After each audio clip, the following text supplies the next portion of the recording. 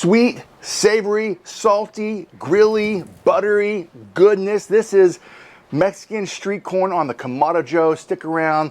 We're going to show you how simple and easy this is, and we'll get right into it. This is a simple 8-ingredient recipe. You just need your corn on the cob, lime, some butter, some cheese, cilantro, mayo, crema, Bartlow's barbecue, sweet red dirt, and you're ready to go.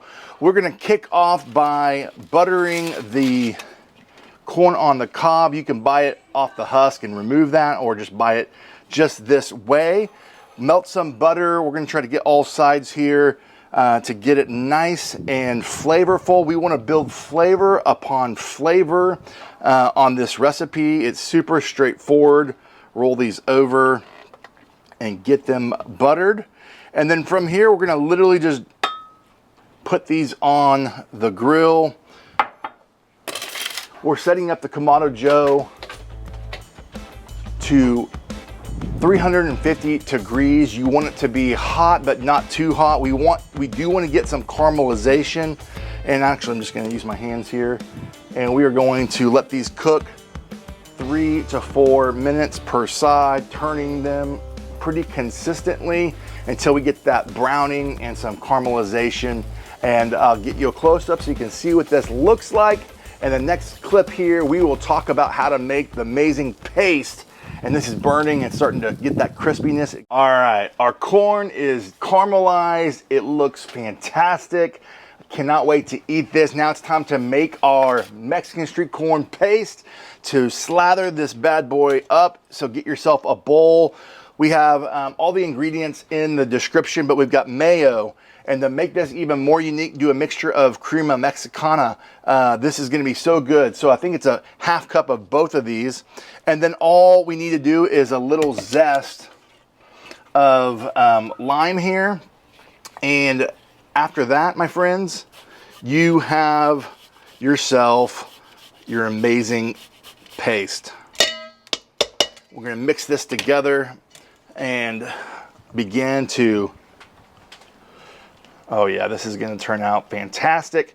Then we're going to mix all of this together, and we are going to baste the corn and then add our seasoning here. So I'm going to do, it's going to get a little messy, put this in here, just baste it all around, just like this. This is going to be so good. All right, team, we've got the baste on here. Now it's time to finalize the remaining seasoning to build on that flavor. We're using sweet red dirt rub, which got paprika and some chipotle pepper and a few other things that you can also use whatever seasoning you would like, or kind of a lime seasoning as well. But we are going to dust this just like that, get all sides. And then what I'm going to do is take a lime, excuse me, my hands are little, and then we're going to do some lime juice on there. And then you can use cojita cheese. My grocery store didn't have it, so we're substituting with some fajita, some feta right here. And then all over there, you can kind of substitute different types of cheeses to make it your own. But off camera here, I'll continue to kind of get all sides. Then we are going to top it off with a little chopped up cilantro. My friends, we are ready to eat. Now this is a thing of beauty. Let's get into it.